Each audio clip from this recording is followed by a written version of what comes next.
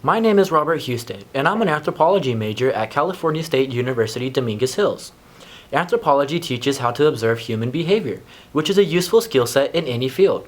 Such as when Hewlett-Packard's printers weren't selling, they hired an anthropologist for help.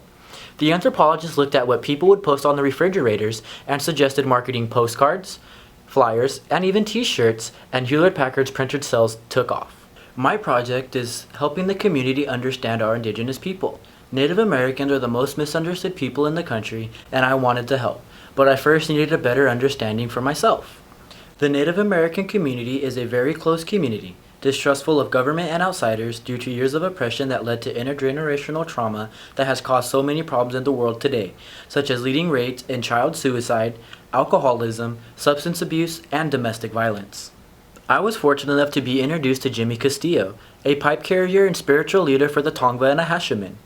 Los Angeles County is the traditional home of the Tongva, and South LA is the traditional home of the Ahashiman. For several years, I worked with Uncle Jimmy, showing my willingness to work and my commitment to telling the story of the people.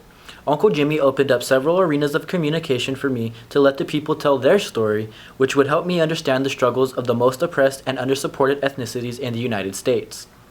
I can only give a small slice of the story here, but I will attempt to paint the picture of the Native American community today as I come to understand it. Powwows are a critical part of American Indian society, often the glue that holds the community together, helping to maintain continuity in times of increased outside pressures to force change that threaten Indian identity. Powwows help fulfill social and spiritual functions, acting as an arena where people can visit with friends and relatives, honor members of the community, and take part in dancing, prayers, and rituals, helping reinforce traditions and model for the culture for the children so that the people can live. One of the major things I did to be involved with the powwow was becoming a committee leader. Beginning in early January, we began organizing the powwow, the Fry Bread fundraiser. We tracked sales from the previous years to help plan the event, getting supplies, obtaining health permits, training volunteers for the big day, setting up logistics within the booth, taking orders, producing orders, customer service, and understanding the cultural importance of bluebird flour and the history of fry bread on the reservations and in the community today. One of the major achievements within the Fry Bread booth this year was the incorporation of Henry Ford's assembly line for building the orders for the customers. We are proud to say that this Fry Bread booth was the most efficient and the most productive in pumping out orders to serve the customers in a timely manner.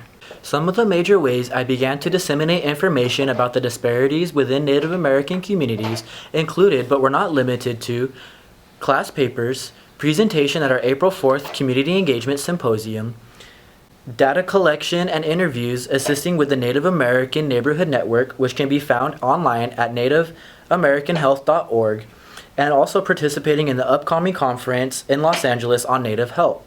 And I also will continue with this project throughout my graduate studies. One of the most amazing things that came out of the Dakota Access Pipeline was seeing the world's indigenous people come together in solidarity. We saw Maori from New Zealand, Aboriginal Australians, Indigenous Hawaiians, and my own relatives, the Sami from Norway, stood together for the first time for the rights of indigenous people around the world. I feel so fortunate to be a real-time witness to watch people reach across borders and support each other for the right to live their lives through their own worldviews while respecting the views of others. I will remember these experiences my entire life and hope to apply what I've learned in my connections and interactions in respecting and learning to understand others wherever I might be.